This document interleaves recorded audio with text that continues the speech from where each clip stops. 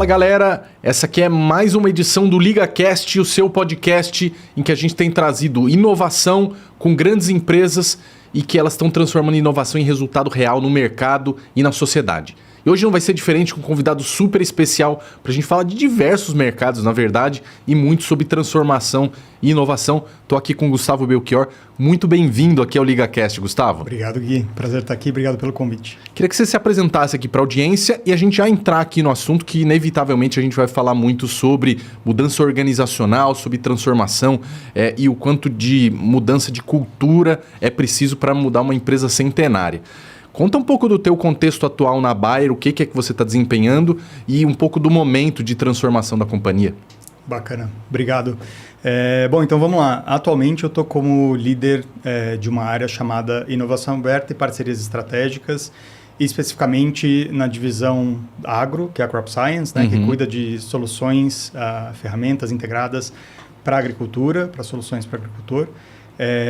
E com escopo Latam e focado para P&D. Então, assim, especificamente dentro do agro, quando a gente olha para o nosso pipeline de P&D de produtos que são desenvolvidos por pesquisa e desenvolvimento, como que a gente consegue, entendendo necessidades desse pipeline, entender quais são contatos interessantes externos na companhia, ferramentas de inovação aberta que a gente pode utilizar para poder entender parceiros que são estratégicos para ajudar a gente no avanço dessas soluções para o agricultor. Então, tem esse foco em específico, por mais que a companhia tenha também as divisões focadas em saúde, né, que são Consumer Health e Pharma. Aqui, especificamente, o meu escopo é dentro da Crop Science na Latam. Que legal. Dentro desse cenário que vocês estão vivendo atualmente, a gente estava conversando anteriormente aqui de, cara, uma empresa de mais de 100 anos que claramente tem uma projeção global e muito relevante, é uma marca muito conhecida, exige um repensar a estrutura para que ela consiga ser mais leve ou mais fluida para trabalhar esse sistema de inovação. E a gente sabe que vocês estão passando exatamente por esse momento aqui de reorganização das estruturas. O quanto que ela tem levado vocês para um lugar de mais agilidade ou de transformar para que a inovação aconteça de uma maneira mais orgânica? Legal, bacana. Então, assim, e até dando um pouco de contexto para quem não conhece, talvez, né, como que a gente se posiciona hoje com relação àquilo que a gente faz. Então, a empresa tem uma missão muito clara, né, muito bem definida e que, para mim, é o que eu digo, é o que me faz acordar cedo, querer trabalhar muito para ver ela cumprida, que é saúde para todos e fome para ninguém. Então, é como que a gente trabalha com soluções que fazem com que a gente aumente a qualidade de vida das pessoas por meio da saúde, seja tratamento, prevenção, e como que a gente também atende uma necessidade de centenas de milhões, em alguns contextos, dependendo de como você classifica, bilhões de pessoas que têm necessidades nutricionais que precisam ser atendidas. Saúde para todos e fome para ninguém. Exato. Então, essa é a missão global da companhia. Ela se organiza em 3 divisões de negócio, como eu estava comentando, né? Unidades de negócio, que são a Crop Science, para a parte do agro, a Pharma e a Consumer Health, para a parte de saúde. E o que eu gosto de pensar é que, assim, sempre houve inovação na história da empresa. Nós sempre nos apoiamos muito na parte de uma pesquisa e a parte científica com integridade, a geração de dados através de metodologias experimentais e científicas muito robustas para a gente poder chegar lá na ponta com uma solução para atender essas necessidades. E por mais que a empresa tenha mudado muito ao longo da sua história, imagina, 160 anos, muita coisa aconteceu, mas isso sempre teve na essência da companhia. Então, inovar nunca deixou de acontecer, né? Porque às vezes parece, hoje em dia a gente fala muito de inovação aberta e com a velocidade das coisas e muito centrado em dígito e tudo mais, parece que o que a gente fazia no século, sei lá, 19, 20 não era inovação, e não era mesmo como a gente conhece hoje, mas não deixava de ser. Então, nesse processo de transição, um aspecto que eu gosto muito de olhar é sobre a questão das escalas das coisas, de uma forma geral. Então, se você parar para analisar, muito que acontece hoje em dia é uma escala em termos de quantidade de dados e também uma escala de tempo. Então, a gente tem uma percepção de que o tempo está passando muito mais rápido por conta do nosso contexto, e a quantidade de dados que a gente gera num determinado período de tempo, ela também está muito diferente do que era, imagina, 3 anos, até mais 5, 10, 20, imagina no século passado. E até na captura e potencial de análise desses dados, né? Exatamente. Então, alguns estudos... faz um tempo que eu não olho para o dado atualizado, mas era algo assim... Parece que quase sempre nos últimos 2 anos... a humanidade gerou 90% de todos os dados existentes, sabe? É uma proporção muito doida você pensar que isso sempre está acontecendo dessa forma. Então, imagina a quantidade de informação, ou dado, melhor dizendo, que você precisa imputar no que quer que seja, para você gerar novas informações e conhecimento, por exemplo, para o agro e para a saúde. Então, existe uma natural necessidade das empresas que trabalham com qualquer segmento hoje em dia, mas principalmente com esses, se atualizarem em relação a isso. E, naturalmente, com o boom de startups que aconteceu nas últimas décadas e essa centralização muito no digital e em dados, como que uma empresa que, historicamente, não precisou disso no século passado, começa a olhar para isso e fala, poxa, é importante a gente fazer algo diferente. Então, naturalmente, aspectos de agilidade, um mindset diferente relacionado a isso, inclusive para pessoas e como a gente prepara as pessoas com soft skills para elas poderem estarem aptas a isso, é algo que a gente precisa colocar uma atenção, porque a empresa é feita de pessoas e não dos sistemas ou máquinas que estão ali. Então, essa centralização no indivíduo, para que eles também estejam capacitados para poder se adaptar a esse novo cenário de uma velocidade diferente, um volume de informação diferente, é também totalmente necessária. E com isso, naturalmente, a gente ter, por exemplo, a criação de squads, de rodar em sprints, metas smart que depois vão ser quebradas em menores ciclos para a gente poder fazer isso, é algo que vem contribuindo para a gente ganhar essa agilidade necessária nos tempos atuais. Você comentou então de novas competências, queria que você discorresse um pouco mais quais são e de novas estruturas ou rotinas, cerimônias, né? E também quais são as que vocês estão querendo mirar mais agora nesse início de mudança. Legal. Então, sobre o primeiro ponto, eu acho que é muito assim, como que você olha para uma perspectiva de realmente aprendizado contínuo. Eu sei que é um termo clichê, mas não é clichê à toa. É porque realmente quando você olha para lifelong learning, é onde a gente tem a oportunidade de, independente da sua geração, da área que você veio, mas para aquilo que você quer construir, você entender que você está aberto a esse aprendizado que realmente não vai parar de acontecer, né? Com essa velocidade que a gente está vivendo hoje.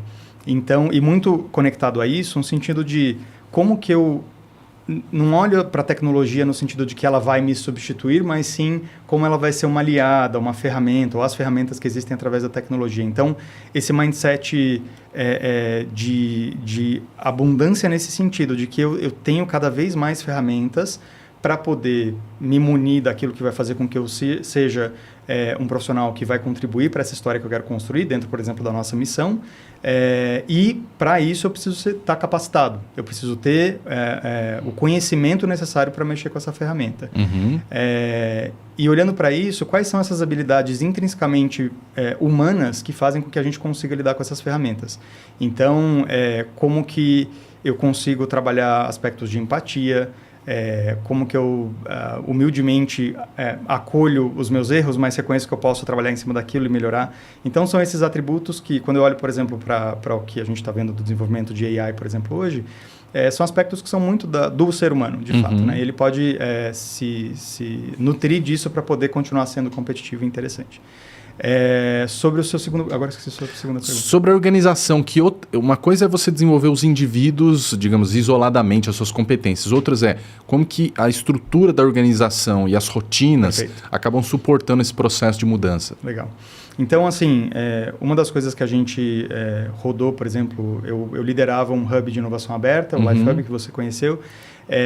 E nesse contexto a gente decidiu adotar uma metodologia pré-existente, que é a metodologia de OKRs, Objectives and Key Results. Então, o que eu entendo que foi um dos benefícios que isso nos trouxe foi, uma vez a gente tendo uma missão clara para o Hub, e a gente setando os nossos objetivos mais aspiracionais, como que a gente quebrava isso em menor tamanho para que a gente chegasse naquela entrega do dia a dia, mas que eu sabia que estava alimentando esse ponto maior, mais aspiracional.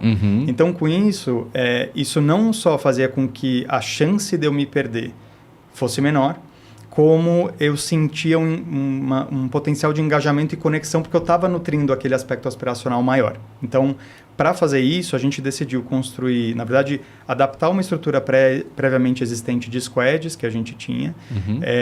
Isso a gente está vendo também na companhia surgir de outras formas. Então, que são esses times que têm autonomia, que têm a capacidade necessária e uma combinação de skills por serem times variados, diversos, que fazem com que eu consiga pegar esse aspiracional, ter essa quebra em menores ciclos e rodar isso com as competências necessárias. E daí as ferramentas que a gente pode ter acesso, né, desde gestão de projeto mais clássica até coisas mais dinâmicas, mas trabalhar com esses momentos de entregas e retrospectivas que fazem com que eu consiga ajustar a rota com caminhos curtos. Então, o que já é quase velha história de, ao invés de eu fazer um mega investimento de recursos, quaisquer que sejam, ao longo de muito tempo, eu quebro isso e consigo ir redirecionando o navio de acordo com ciclos menores. Isso faz com que a gente consiga realmente não deixar de alimentar esse mais aspiracional, mas poder fazer os ajustes de rota ao longo do caminho. Já que você falou de ajustes de rota e de aprendizados, hoje que tipo de aprendizado que uma empresa como o tamanho da Bayer, né, que no agronegócio do Brasil é muito relevante, está mirando ter, pensando em tendências, pensando de fato nos aprendizados, né, que você percebe e que esses ciclos menores podem ajudar vocês? Eu acho que assim, a nossa postura, e eu tenho visto isso acho super bacana a visão da empresa e trabalha nesse aspecto de humildade que eu comentei com você. Muito de agora, ou mais ainda, na verdade, está centrada nos nossos clientes, né? Entender realmente a fundo e estar próximo deles para que a gente consiga capturar as principais percepções das necessidades que eles têm. Porque esse é o ponto de partida, né? No fim, a gente está aqui sim, para essa missão super nobre ser cumprida, isso se dá através de como os clientes têm a percepção de valor que a gente gera para eles. Então, essa escuta ativa, ela é um dos... E parece uma coisa realmente já banalizada de se falar, mas efetivamente o quanto que a gente dá espaço para isso e para entender as necessidades e as dores, por exemplo, do agricultor, né, de fato. E aproximar o time até dessa rotina, né, de escuta, de fato as pessoas falarem, olha, eu sei de fato o que é o agricultor, né? Perfeito, exatamente. E não que a gente não tivesse fazendo isso, mas a gente está ainda mais centrado em trabalhar dessa forma, né, em trabalhar realmente partindo das necessidades dos nossos clientes, que compõe uma parte super importante de quem é stakeholder para a gente, claro, e daí com base nisso a gente definir o que vai ser prioridade para a companhia. E um ponto muito importante, que também é um reforço, então assim, eu sinto esse aspecto do incremento daquilo que a gente já fazia, no sentido de realmente melhoria.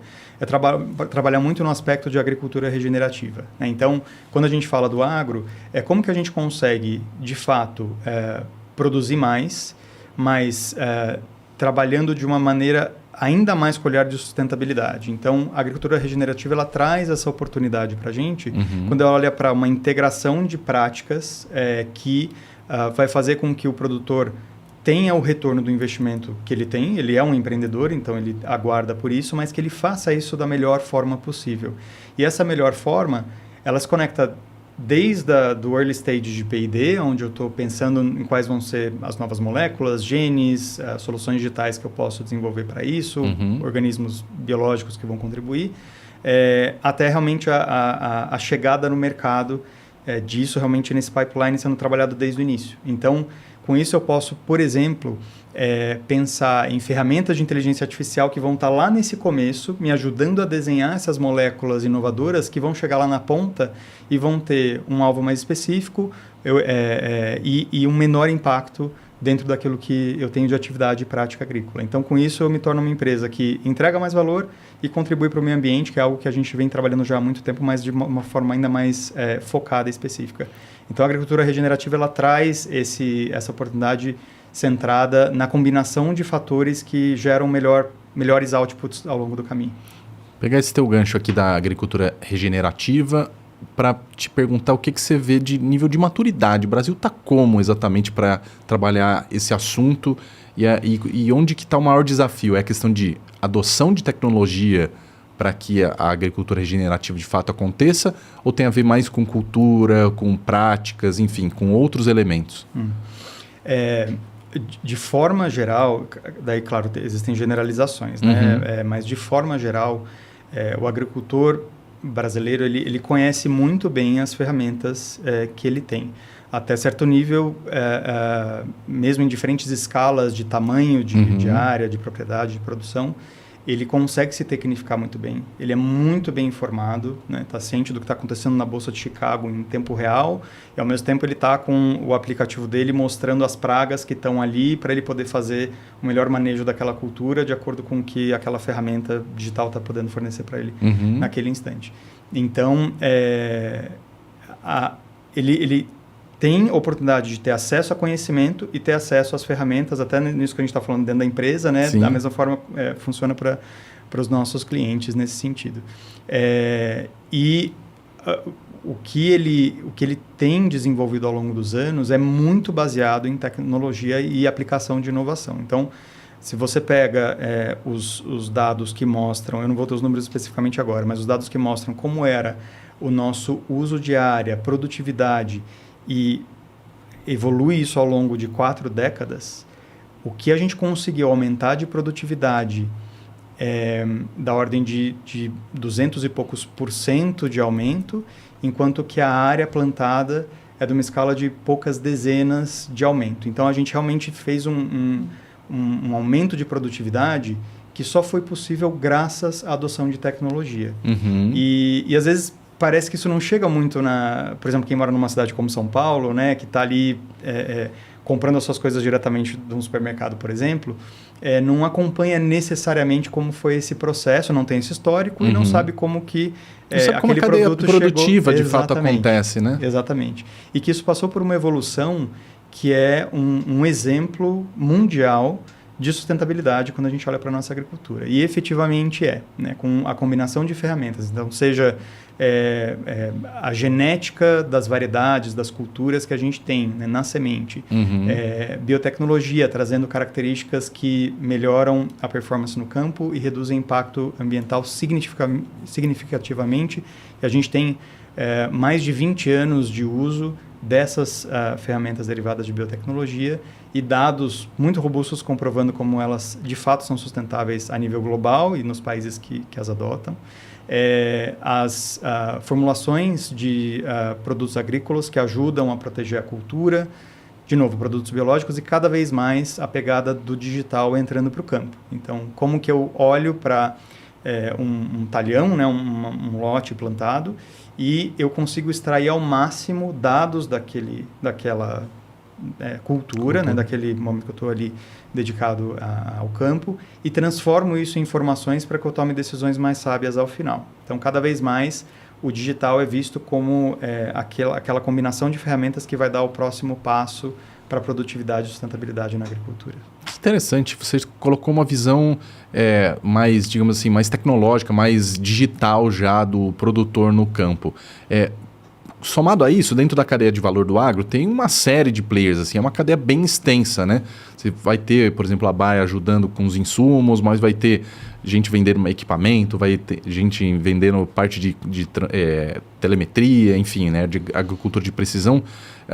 O quanto que a tua visão, assim, fazendo uma projeção, né, de para onde está nesse mercado, é mais de consolidar a cadeia e menos gente tocando o produtor, ou de fato a gente ainda vai esparramar e o produtor vai ter que ser, de fato, um grande gestor de fornecedores, de parceiros, porque a tecnologia vai expandir ele para olhar para cada vez mais coisas, né? Como você falou, agora o cara tem que ter o aplicativo e até outro dia ele não tinha, agora ele vai receber notificação da bolsa, então não é só um aplicativo, é mais de uma coisa. Está ficando mais complexo para o produtor ou a cadeia vai simplificar a jornada de alguma maneira? Olha, a minha expectativa é simplificação da perspectiva de experiência do usuário. Né? Então, se eu me coloco na posição de um consumidor, sendo agricultor ou não, o que ideal para mim é se eu tivesse um único canal que soluciona aquilo que eu tenho de desafios, melhor. Né? E a gente, eles pedem companhia, isso? Vamos dizer, já que vocês estão falando muito de centralidade, é uma queixa hoje?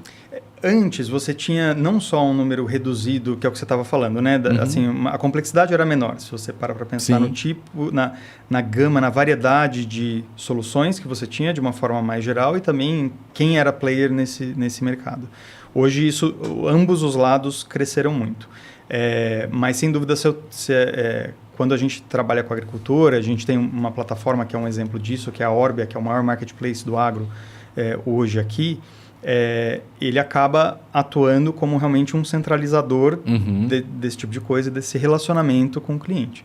Então, o nosso posicionamento tem sido dessa abordagem de menos assim, eu trabalho na venda da semente, tem esse produto aqui e tal, mas como que eu olho para o agricultor de novo com essa visão de necessidade do cliente, entrego uma combinação de soluções que de forma integrada resulta em sustentabilidade com produtividade podendo caminhar juntas.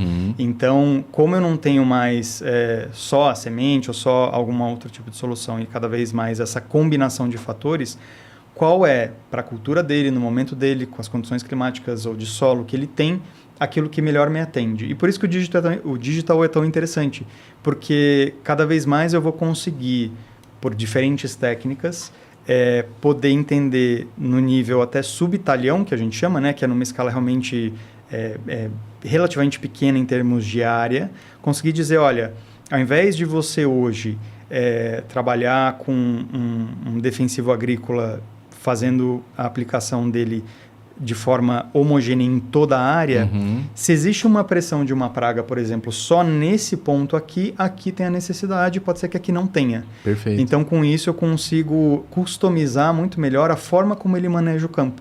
E com isso, eu reduzo o custo, enfim, tem uma série de benefícios que pode trazer com isso. Isso naturalmente envolve mais complexidade, porque agora você está sendo mais específica, que nem, sei lá, se eu comparo uma bactéria com a gente. Uma bactéria é uma célula única que ela faz assim, tem uma capacidade reduzida de atividades. Você olha para um organismo como o ser humano, ele tem, imagina, mais de 250 tipos de célula, cada uma fazendo uma coisa de forma mais especializada. Isso tem um custo, né? Da perspectiva da entropia. A minha entropia aumenta, eu preciso ter mais energia para poder organizar o sistema. Mas eu tenho mais benefício, né? Eu tenho uma complexidade maior, mas uma chance de poder dar resultados mais interessantes. Então, para mim, é meio que uma coisa que deve caminhando junto nesse ponto que você trouxe. Perfeito. Então, eu tenho mais soluções, mais combinações, mais decisões para tomar. Ao mesmo tempo, se eu tiver isso tudo de uma forma, com uma energia que organiza e centraliza, ótimo, eu consigo fazer decisões mais bem tomadas. Que legal. E acho que inevitavelmente você já tocou pelo menos umas 2 vezes aqui no papo, na questão da inteligência artificial. O quanto essa pauta faz parte dessa agenda de transformação hoje, seja para simplificação, né, da jornada do produtor, ou então do aumento de produtividade, dado que você comentou muito vai ajudar desde o início lá em pensar a molécula. Dá mais detalhes sobre isso. O que exatamente a Bayer está pensando sobre o uso de inteligência artificial do começo ao fim da jornada do produtor? Legal, bacana. Tem alguns exemplos para te dar. Então, existe algo que talvez com que as pessoas mais se conectem hoje em dia, que é como se fosse um GPT do agro, tá? Que ele trabalha justamente em respostas para perguntas através de uma interface tipo chatbot, que você faz a pergunta e ele te dá o retorno de acordo com aquilo que você está perguntando de forma específica. Então, isso, claro, com base no aprendizado de máquinas e uma compilação de informações que tem ali nesse tema. Quando eu olho, por exemplo, para a P&D, tem 2 exemplos que eu acho super interessantes. Então, eu já toquei um pouquinho, e a gente tem essa iniciativa chamada de Crop Key. Crop de cultura, Key de chave. Então, como que funciona basicamente? Ao longo das décadas de pesquisa e conhecimento da genética de organismos vivos e das proteínas que existem nos organismos vivos, muitos organismos hoje eles têm um banco de dados que é a assinatura molecular deles. Então, é como se eu soubesse, para o ser humano, que nem um projeto Genoma, por exemplo. Né? Eu tenho um mapa de todos os genes dos seres humanos. Então, eu sei mais ou menos como que é a receita de bolo que faz um ser humano. E essa receita de bolo, ela dá... um processo dele no corpo é a produção de proteínas. Né? As proteínas vêm do código da receita que está no DNA. E a gente tem isso para muitas culturas agrícolas e a gente tem isso para muitas pragas de inseto. O que a gente consegue fazer hoje? Com base na cara dessas proteínas, e eu sei meio que a assinatura molecular dela da perspectiva tridimensional, eu sei como que ela é no espaço, eu consigo acessar esses bancos de dados, identificar proteínas super específicas de espécies que são pragas, e com base nessa cara, eu consigo desenhar moléculas que vão ter essas proteínas como alvo, de forma ultra específica. Então, é como se eu estivesse desenhando, por exemplo, vou fazer uma analogia, tá? Não é exatamente, mas um antibiótico para uma bactéria. Então, tem uma bactéria que causa uma doença em humano. Ela tem proteínas com uma certa cara. Se eu desenho um antibiótico que consegue reconhecer aquela proteína, eu ataco aquela bactéria. Perfeito. É mais ou menos a mesma coisa. Então, a gente parte de bancos dessas assinaturas tridimensionais de proteínas de insetos praga e desenha moléculas que vão poder bater isso. E com inteligência artificial você consegue mapear esses bancos de moléculas que vão ter a maior chance de dar o match para poder ter como alvo essa praga de forma mais específica. Ótimo. Então, esse é um exemplo. Acho que uma arma para cada pedaço do corpo, digamos assim, se a gente pudesse... Uma analogia que a gente faz muito... Eu lembro quando... antes da graduação até, na biologia, a gente falava chave e fechadura, que é uma coisa que caiu por outros motivos, que eu não vou entrar em detalhes, mas é meio que assim. Então, é como se eu tivesse a fechadura fosse a proteína-alvo e a chave fosse a molécula que eu estou desenhando. E daí tem que dar esse match perfeito para virar a chave. Então, é mais ou menos nessa linha. E um outro exemplo que eu acho bastante interessante é focado na parte do melhoramento da genética das culturas. Então, uma coisa é eu trabalhar com desenvolvimento de moléculas que são para pragas específicas. Outra coisa é eu trabalhar na genética da planta e como que eu posso melhorar, por exemplo, questões de produtividade ou desenvolver variedades que são mais tolerantes à seca e com isso podem estar mais melhor adaptadas para situações climáticas instáveis, como a gente vê acontecendo muito. Então, imagina como se o genoma o conjunto de genes de uma planta é como se fosse aquele cubo mágico, só que ao invés de ter 9 quadradinhos de cada lado, são assim, milhões de quadradinhos de cada lado, e eu preciso ir rodando aquilo para encaixar os melhores genes que vão dar o meu resultado final. E com inteligência artificial eu consigo fazer isso porque, de novo, eu estou partindo de dados, que são as sequências gênicas, né, as sequências dos genes dessas plantas.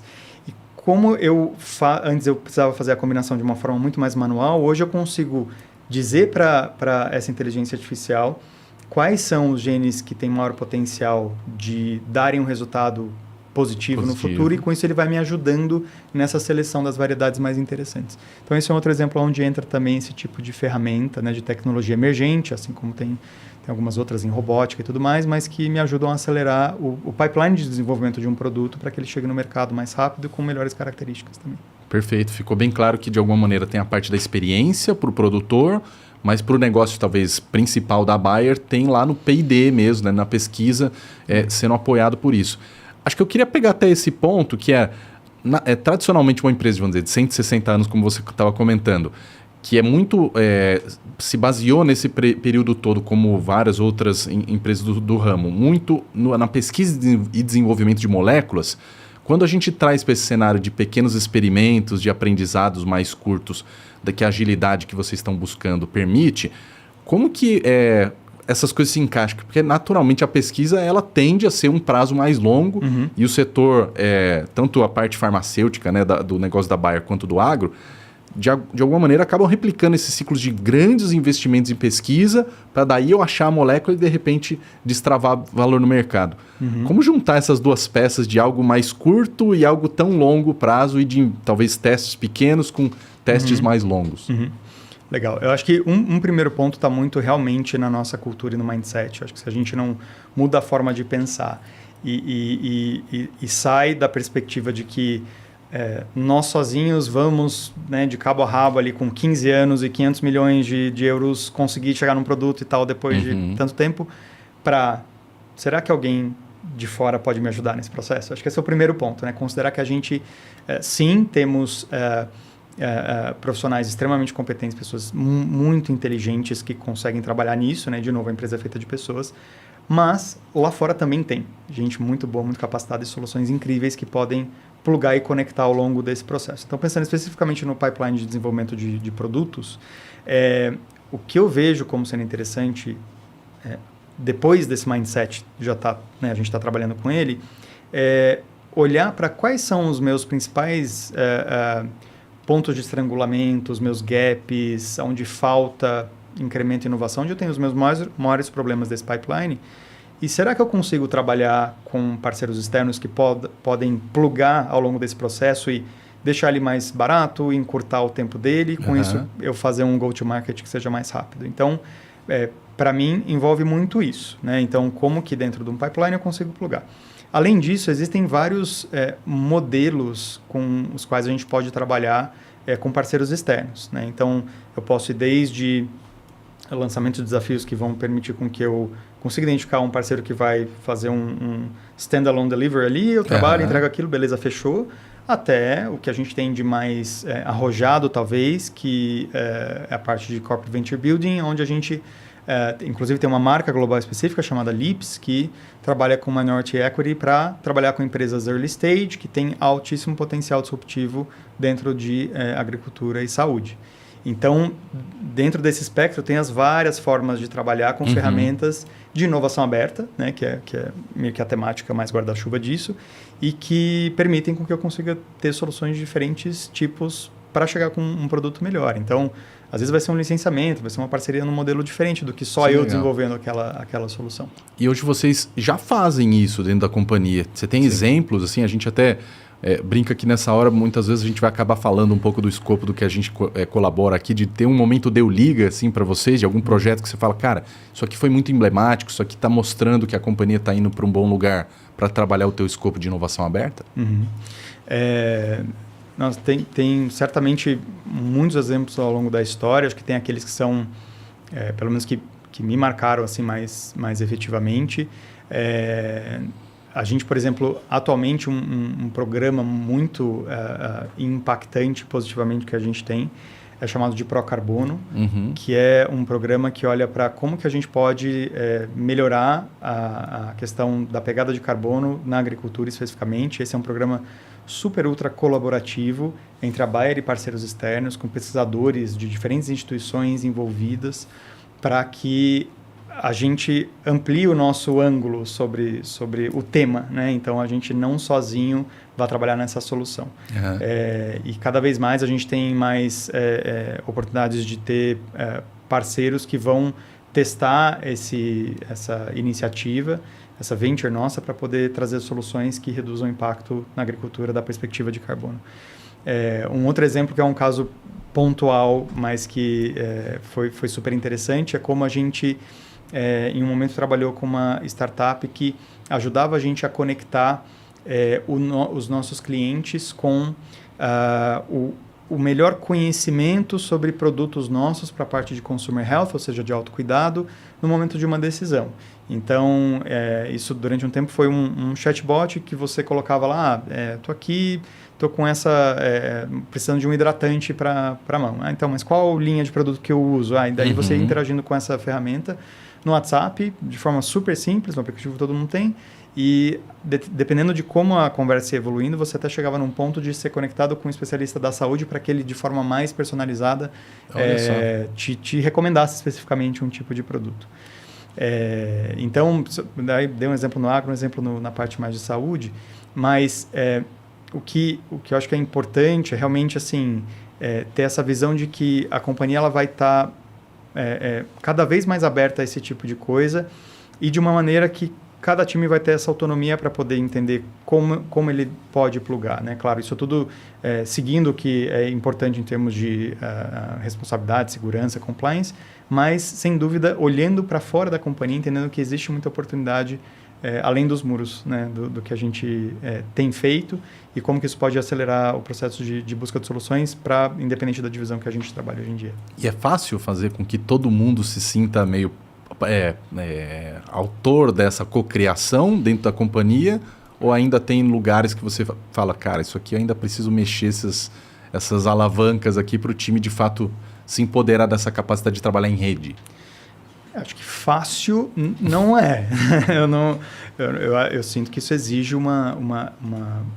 bastante energia, porque envolve, de novo, né, um novo olhar sobre como a empresa opera, faz as suas atividades e das pessoas estarem abertas a isso, né? E entenderem que, de novo, não é assim, eu contra o mundo lá fora, mas como que eu junto com o mundo lá fora, ou com mesmo colegas, enfim, trabalho na busca mais rápida de soluções. E eu acho que é natural num processo de transição, tem quem se sinta mais próximo disso e já entende que aquilo realmente é um bom caminho a ser seguido.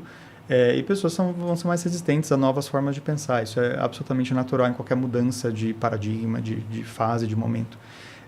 O que eu acho que é bacana é a gente ter a oportunidade de experimentar, né? Então, como que...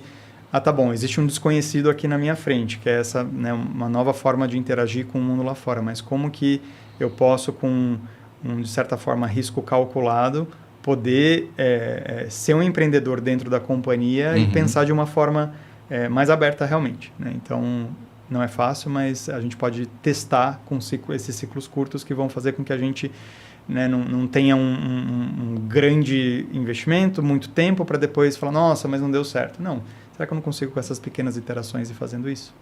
Que legal. Quando a gente vai falar da jornada de inovação aberta, acho que tentando simplificar aqui até para a audiência, acaba tendo momentos em que você está buscando os desafios, né, tentando entender das tendências do mercado, quais as coisas que eu quero ir atrás. Um segundo momento que é de fato achar os parceiros ideais e um terceiro que é de fato rodar ali os MVPs, os experimentos para eventualmente escalar. Hoje teu desafio maior está em alguma dessas etapas, ou seja, pelo esse novo modelo, né, de gestão que está sendo implantado ali, e do teu papel, para onde você acha que a empresa precisa caminhar? Qual dessas etapas aqui que é mais crítica para a inovação aberta deslanchar ainda mais na companhia? Na minha visão, é muito variável de acordo com as áreas internas ou as temáticas que a gente trata. Então, tem áreas que naturalmente tem o drive para interagir com parceiros externos, por exemplo, startups, muito mais ativo do que outras áreas.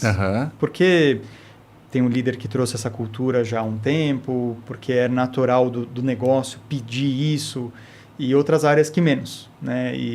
Então, a gente trabalha com um mosaico, né? Grande mosaico perfeito. Hoje em dia.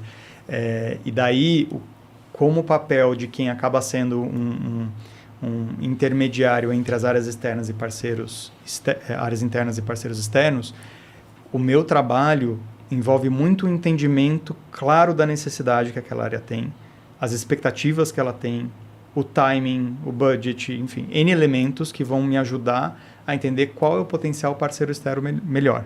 E pode ser que para alguma situação aquilo seja resolvido dentro de casa mesmo e aquilo seja melhor, tudo bem. Mas pode ser que eu já tenha uma área que, sei lá, interage muito com acadêmicos, mas que pode ter um olhar diferenciado para startups. Pode ser que no nosso ecossistema Latam, para aquele aspecto específico de uma área de P&D, a startup, ou startups de uma forma geral, atualmente não tem as soluções, vão ter daqui a 3, 5, 10 anos, mas o ambiente acadêmico ainda é o melhor para poder...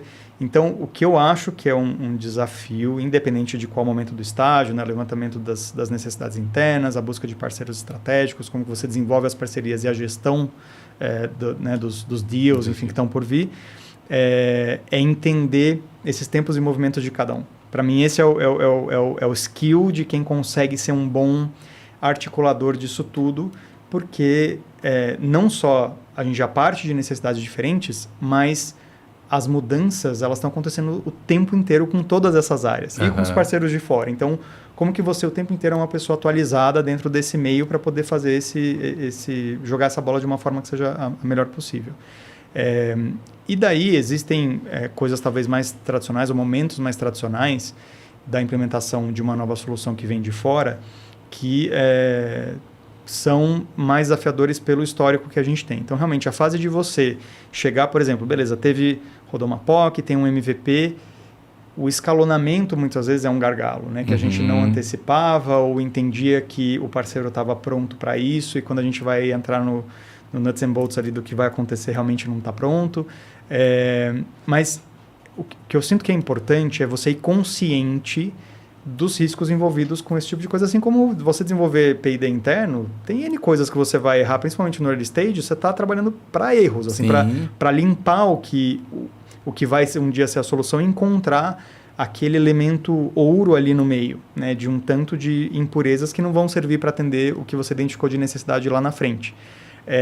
Com inovação aberta, é importante você ir ciente dos riscos que você tem. Então, qual que é a sua expectativa de ROI com o que você está fazendo de iniciativa de inovação aberta? Você sabe que demora um tempo, na média, pelo menos, para o seu segmento, para a sua empresa, talvez para o seu país naquele instante. Qual que é a sua expectativa? Quanto tempo você quer de retorno? Quanto de budget você tem para investir nesse tipo de relacionamento? Então, é importante ir consciente. E, de novo, não tem a receita de bolo, né? Então, para cada área, para cada momento, vai ser de uma forma. Para mim, esse não tem uma resposta assim, olha, é aqui nesse ponto. É realmente essa articulação que, para mim, interessa mais para poder entregar o que é melhor para as áreas internas e para os parceiros externos também.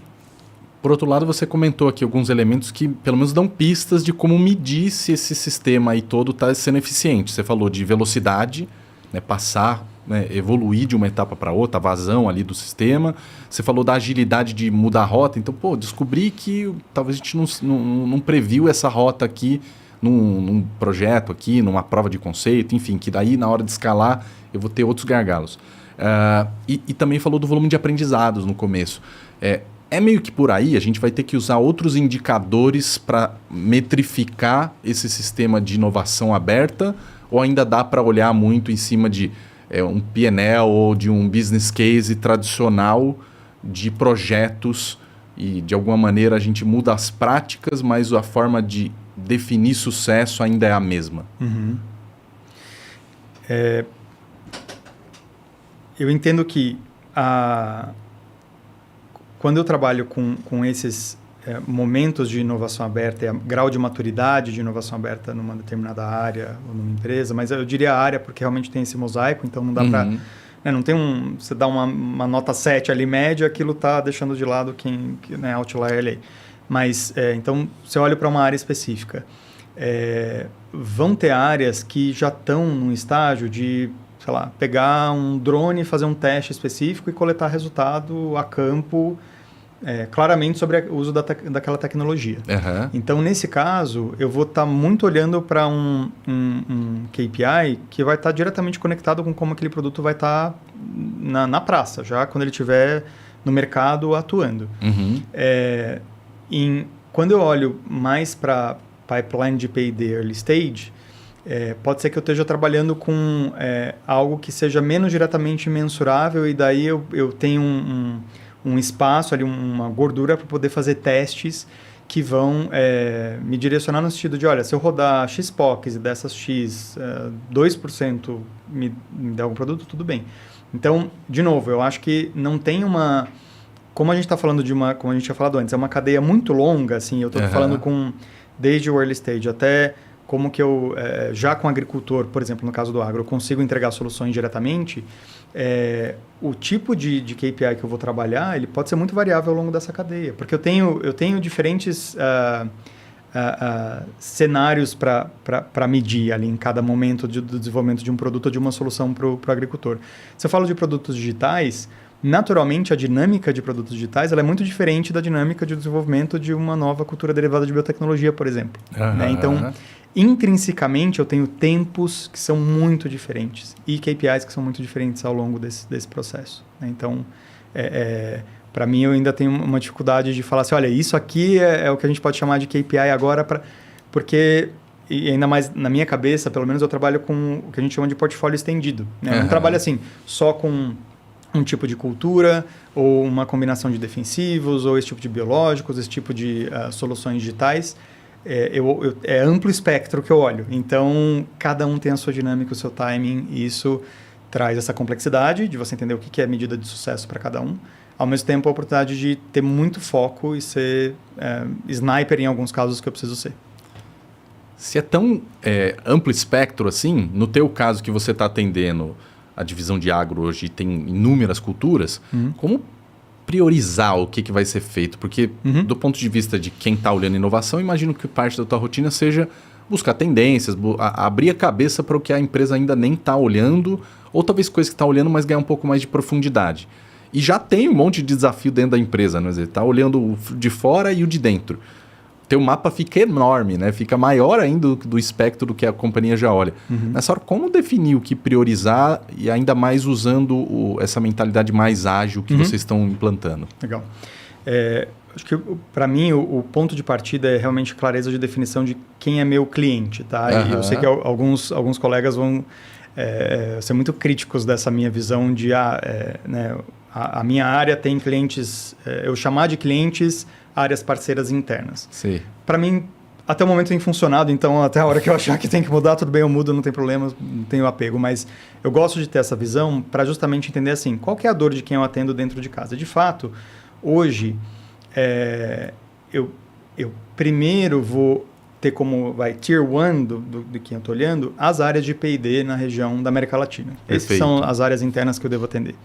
Então, eu só vou conseguir ser um bom parceiro dessas áreas se eu entender qual é a dor delas e elas me trazerem isso, né? Então, para mim, esse é o ponto de partida. Eu preciso trabalhar com o que é a dor do meu cliente. Uhum. Então, nesse cenário que você falou, né, super mega, né, que eu comentei com você, sim, ele é super diverso, mas se uma área específica de P&D interna ela está me dizendo que este é o foco dela para este ano, os próximos 2 anos, é ali que eu vou atuar. E com base nesse primeiro, né, nessa prioridade 1 que ela tem, daí eu vou começar a olhar para quais são os tipos de... qual que é o mapa de parceiros que pode plugar aqui e ajudar nessa busca de soluções. Uhum. O que a gente tem no ecossistema Latam? Com base nisso, qual que é o tipo de atividade de inovação aberta? A gente vai lançar um desafio aberto, um desafio fechado, eu vou fazer uma chamada específica para startups, eu vou trabalhar com acadêmicos, porque essa é uma temática específica que pesquisadores na universidade conseguem atender por conta de um contexto X, porque a gente já tem parcerias estabelecidas e não vale a pena... Então, para mim, o ponto de partida é esse, né? E essa prioridade que as áreas vão trazer para mim, ela, no fim do dia, voltando no começo da conversa, ela precisa estar ligada com saúde para todos e fome para ninguém. Então, na companhia, o que a gente fez, de acordo com essa missão, cada uma das divisões tem as suas visões. A do agro, ela vai sendo naturalmente cascateada para o que cada área no fim do dia vai trabalhar para poder alimentar ela. Então, a história se fecha, na teoria é muito bonito e simples, né? Mas na prática, quando a gente realmente vivencia ali os desafios do dia a dia, mas no fim eu vou estar conectado com a missão da companhia se eu estiver atendendo essa necessidade de uma área interna e através de parcerias estratégicas externas poder fazer isso rodar melhor, né? Acelerar, por exemplo, o pipeline de um produto. Então é dessa forma que isso está organizado, né? Eu não saio... buscando parceiros para qualquer tema, a qualquer hora desse portfólio estendido. É de acordo com essas prioridades que são repassadas por esses clientes internos que daí eu posso começar a trabalhar e daí entender o que realmente vai fazer sentido para a gente. E primordialmente o P&D em si, que é quem estaria, digamos assim, com um contato mais profundo ainda com o cliente final, naquela linha que você falou de centralidade no cliente. Exato. E assim, o P&D, assim, tem áreas de P&D que estão mais próximas do cliente e áreas menos próximas. Tá? Uhum. É natural quando a gente olha para o desenvolvimento clássico de produtos. Mas, então, sim, tem áreas mais próximas e menos. Mas daí, e até conectando com o ponto de agilidade que você tinha colocado, eu acho que é dentro desse processo do entendimento das dores e busca de qual vai ser o tipo de atividade ou soluções externas, é como que a gente traz um mindset, por exemplo, de agilidade para isso. Uhum. Né? Como que eu reduzo essas entregas que às vezes vão ser de muitos anos e muito investimento, e porque é como é, mas eu quebro isso em fases, né, menores, em etapas e ciclos mais curtos, e eu consigo, dentro desses ciclos, poder rodar essas entregas de menor escala, aprender com esses ciclos, entender o que eu preciso alterar, fazer essa retrospectiva e começar o próximo. Né? Então, não é que eu estou deixando de lado o reconhecimento de que vão existir projetos de mais longo prazo, de muito investimento. Isso é natural de acontecer. Né? Se eu penso, a gente às vezes está discutindo produtos que vão ser lançados no mercado daqui a 10 anos. E eles estão na previsão né, do pipeline. Mas não significa que eu vou fazer como eu sempre fiz, né, para chegar nesses produtos mega tradicionalmente. Pode ser que agora, nesses ciclos menores, eu consiga ir ajustando mais rápido e trazer esses elementos de agilidade que você tinha comentado para o dia a dia, para a rotina das pessoas e para times que vão ter essa capacidade de, com as suas habilidades mais diversas e plurais, poder rodar isso mais rápido. Achei interessante de você comentar de alguma maneira que a empresa precisa trabalhar em rede e ao mesmo tempo você colocar que a visão da empresa é muito clara, né? Que é uma coisa tão grande que seria quase que impossível fazer sozinho. Reduzir a fome para zero ou, enfim, aumentar a produtividade do agro de uma maneira exponencial e saúde para todos, é um desafio meio de coletivo, né? É de grupo. Tentando trazer para a tua perspectiva do teu papel. Hoje o Gustavo está liderando isso dentro da empresa. Quanto que você precisa de mais Gustavos para fazer isso de fato acontecer? E se é meio que esse desenho vai me replicando pessoas-chave para levar isso para a companhia? Ou de alguma maneira não, tem que todo mundo realmente se apropriar? É mais a partir de embaixadores ou é de repente não, o negócio já ser mais massificado para a cultura de inovação aberta? Isso toca muito no aspecto de maturidade da companhia, né? De novo, com relação à inovação e inovação aberta de uma forma geral. Mas, especificamente em termos de inovação aberta, ainda vejo a importância de quem é aquele que leva essa bandeira e fala, olha, existe essa maneira e quebra um pouco o mindset, traz um modo de operação realmente diferente para aquilo que tem sido feito por áreas mais tradicionais. Para um dia a gente chegar no segundo estágio que você comentou, que é uma coisa assim, do entendimento de que eu, de forma mais autônoma e independente, como né, assim, colaborador ou como líder de uma área, consigo ativamente fazer isso, independente da figura do Gustavo estar lá. Né? E hoje, né, o meu escopo ele é especificamente Crop Science, P&D na Latam. E existem outros colegas, seja globalmente falando, seja na região, que vão ter diferentes pegadas e fazer coisas parecidas, mas com enfoques específicos dentro das suas áreas, né? E que tem essa pegada de inovação e agilidade centradas neles. Então, assim, não só os embaixadores ainda são importantes, como a gente também já tem times que, como eu falei, eles estão fazendo interação com startup, eu tenho esse mindset, às vezes numa área financeira, tem o pessoal assim, rodando coisas que é inovação aberta, mas não está ganhando esse branding, esse rótulo, mas o cara já está fazendo. E ele não é exatamente um embaixador nomeado disso, mas ele tem isso dentro dele. Ele já entendeu que ele pode fazer coisas que às vezes nem ele chamava exatamente de inovação aberta, porque ele não sabia que era, mas ele está fazendo. Né? Isso é muito bonito de ver. Assim, e justamente foi no começo desse ano, numa confraternização, conversando com um colega da área de finanças da Crop, e ele citando um exemplo, eu falei, cara, isso tem que ser, sei lá, a gente precisa saber mais disso. Sim. Porque às vezes a gente fica, poxa, né, não estamos fazendo e tal, e estamos fazendo. Então, existem os embaixadores com seu papel mais declarado, eu diria, e existem aquelas pessoas que naturalmente estão fazendo isso e que meu desejo é que elas falem mais sobre essas atividades, porque isso está trazendo valor para a companhia, às vezes sem nem a gente saber. Esse trabalho de mais autonomia e mais distribuído também exige um esforço maior de comunicação para todo mundo compreender o que todo mundo está fazendo e ter aquele sentimento de fato, todas as velas estão alinhadas para um lugar comum. Né? Isso é fundamental e é dado por esses... a missão, a visão, enfim, como a gente vai cascateando isso para todos. Né? Você acabou falando do teu papel ser Latam e, de alguma maneira, a Bayer, obviamente, deve ter Gustavos e inovações rolando em tudo que é lugar.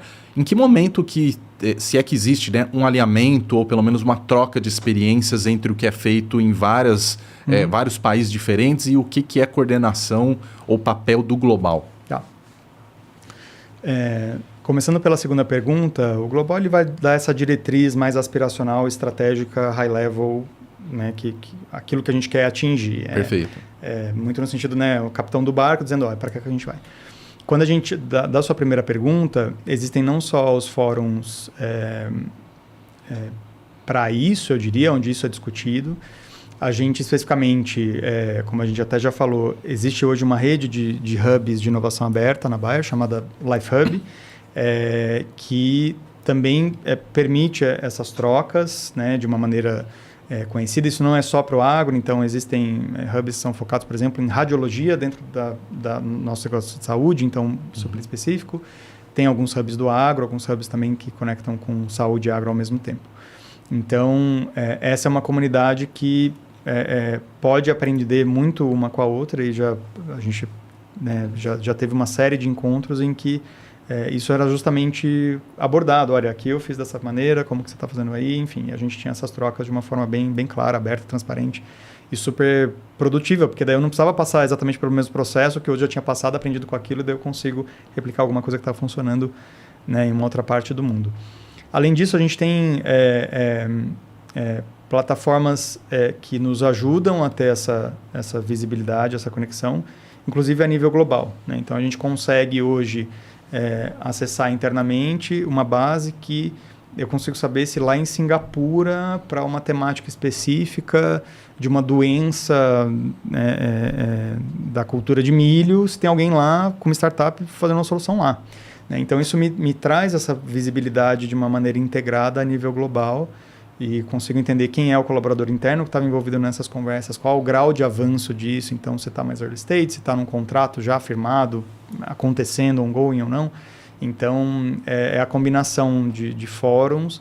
E no fim do dia, sempre aquela mensagem, aquela ligação espontânea, às vezes, sabe, goes a long way. Ajuda muito a gente a resolver uma coisa. Então, volta na centralização da pessoa, né? Uma cabeça de colaboração mesmo, né? Eu não estou aqui isolado na Latam fazendo isso. Não.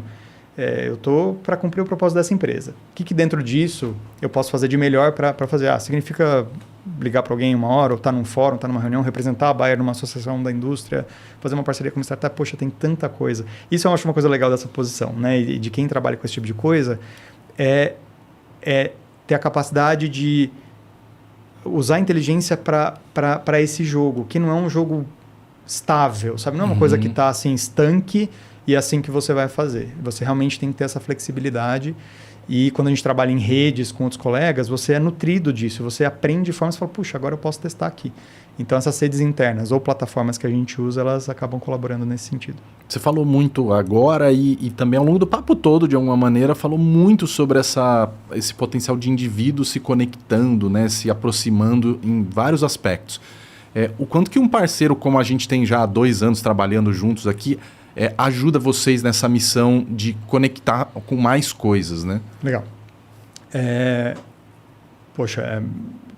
Ajuda demais, muito no sentido de que vocês trazem um expertise, de fato, né, uma experiência e vivências de quem já trabalhou nessa jornada e rodou isso um pouco e com uma visão externa, né, menos enviesada de quem está dentro. Assim como vocês têm o viés de vocês para o negócio de vocês, a gente tem os nossos. E essa visão externa muitas vezes contribui para que a gente consiga destravar certas coisas que a gente nem está pensando, né? Eu não sei que não sei. Então, vocês ajudam a mostrar que a gente não sabe, isso é bom às vezes.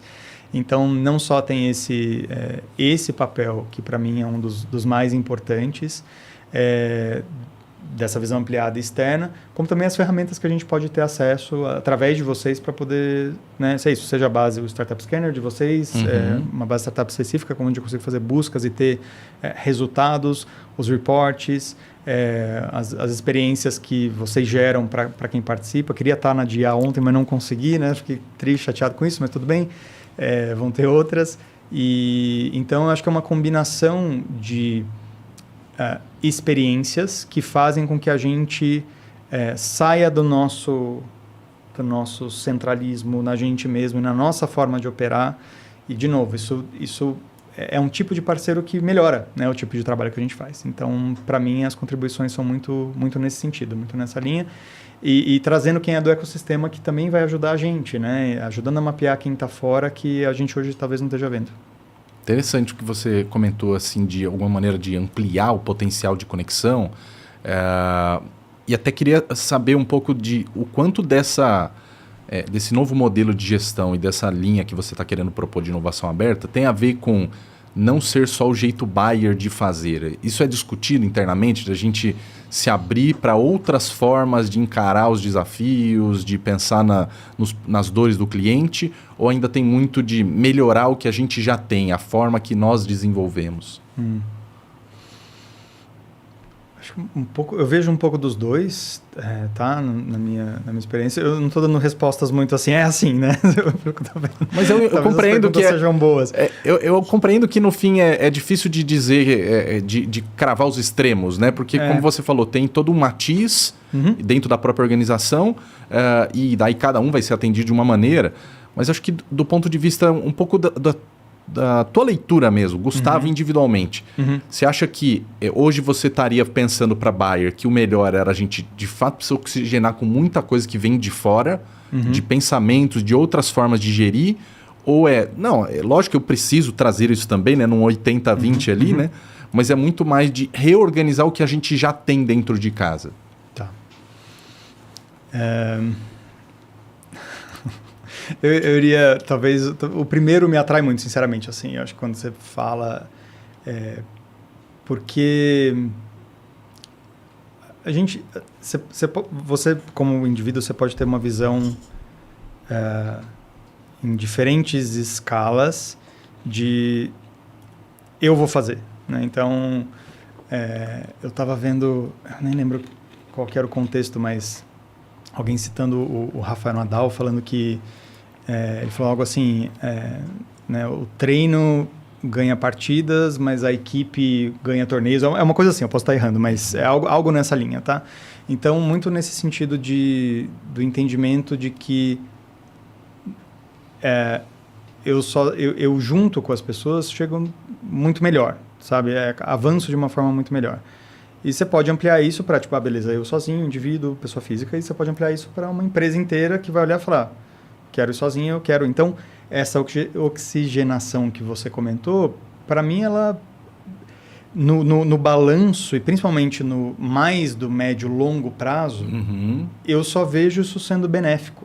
Mesmo nos momentos que a gente for errar junto, entendeu? Eu acho que isso é positivo. Benéfico ou imprescindível?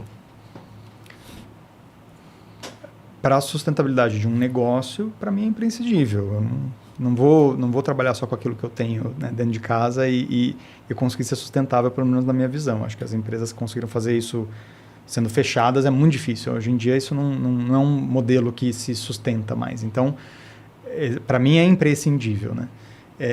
Talvez para isso, né, venha o seu segundo ponto, que é como que eu melhoro o que eu tenho dentro. Daí eu vejo muito no aspecto da cultura para estar aberto para isso, entendeu? Então, como que eu trabalho com pessoas que são mais centradas nas habilidades e menos na caixinha do seu job description e do scope da cadeira que elas ocupam hoje, e com isso eu consigo, inclusive, entender uma fluidez mais das coisas, sabe? Que não é, tipo, eu da Bayer fazendo para a Bayer, pela Bayer.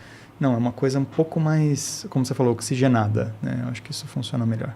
A gente já está na reta final aqui, queria pegar esse último ponto, que era, na semana passada, salvo engano, a gente viu noticiar uma outra farmacêutica falando, olha, agora a gente vai fazer uma parceria com uma startup, um projeto bilionário, para tentar achar a vacina contra o mal de Alzheimer. Mas parece, caramba, é uma coisa grandiosa. Inovação é sempre sobre coisas grandiosas e o quanto que você, no teu papel, que está falando de trazer ideias de fora, está mirando nessa coisa mais arrojada, é mais sobre o transformacional. Eu não acho que a inovação seja sempre sobre coisas grandiosas. Eu acho que as pequenas mudanças, né, melhorias também, é que nem investimento, né? No longo prazo você acaba tendo um ótimo retorno, dependendo do contexto, mas você pode ter um ótimo retorno. Então, existem... Por isso que a gente tem diferentes ferramentas, né? Então, teve o LIPS que eu citei, esse aí é high stake, né? Eles sabem que eles estão indo para isso. E é isso que eu falei, a consciência... É importante você ir consciente para essas empreitadas de inovação aberta, né? Se é alto risco e tal, beleza, eu banco isso daí. Agora, a gente pode, como a gente já fez, trabalhar em melhorias de processos internos que no fim está me dando uma aceleração de 2 meses para entrega de alguma coisa, mas isso já... Né, se eu trabalho com 2 meses aqui, 2 aqui, 2 aqui, isso vai me dando um combinado muito interessante. Então, a gente, para mim, é meio que tipo um investidor, né? E é claro, cada um tem o seu perfil de investidor, um mais arrojado ou menos, mas você fazer a distribuição de acordo com o seu perfil, de onde você encaixa mais ou menos, é aquilo que dá o melhor resultado. Então, a gente não vai deixar de olhar para o que é o mega específico sniper, em muitos casos, mas tem outros pontos incrementais internos que a gente pode sim trabalhar bastante para melhorar e para reduzir burocracia e para ter mais agilidade interna. E isso vai permitir com que aquele sniper também funcione melhor, né, no fim do dia. Se eu acho uma mega de uma startup, mas eu demoro 4 meses para assinar um contrato, entendeu?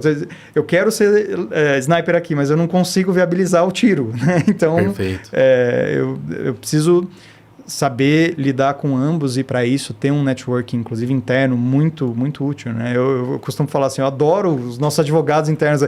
Muitas vezes o pessoal fala, putz, o jurídico tem que ser envolvido. Eu falo, não, que bom que o jurídico tem que ser envolvido. Isso é bom, sabe? Isso pode ser muito bom. A gente teve exemplos muito bacanas de simplificação. Isso foi um case muito legal, com um escritório, inclusive, externo parceiro, em que a gente reduziu o contrato para residências de startups de 77 páginas para 7 páginas usando Visual Law.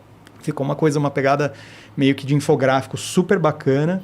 Eu brinco que até dá vontade de ler contrato diferente de um Word lá, preto no branco, Arial. Exato. Não, assustava. Você como startup não entendia, porque tinha uma linguagem super complexa, um texto super longo, você achava que você ia, né, se vender para uma grande empresa e não poder ter acesso ao mercado de outras formas.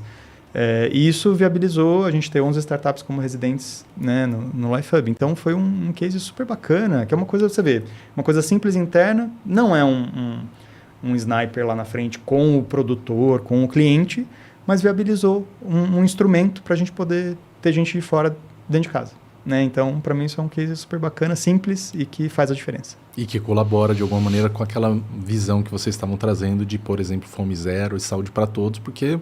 Enfim, precisa de velocidade para essas agendas correrem. Sim, exato. Gustavo, quero te agradecer demais. Se o pessoal quiser te acompanhar no mercado e saber novidades da Bayer, o que vem por aí na tua atuação, como que eles te acompanham?